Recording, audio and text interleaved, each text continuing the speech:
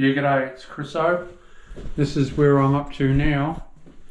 Tomorrow morning I'm going to build a corner seat.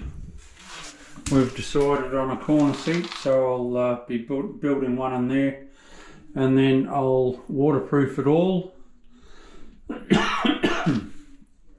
I'm going over these tiles here.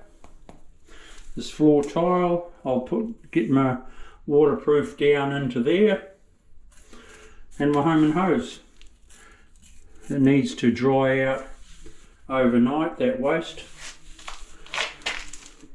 So it's good. That's going to come out really neat. That nice big niche. You can fit decent shampoos in there now. So we're home and hose. Okay, I'm out of here. Don't forget to subscribe. Push the button. Subscribe button. Ring the bell. Ooh. See ya. Bye.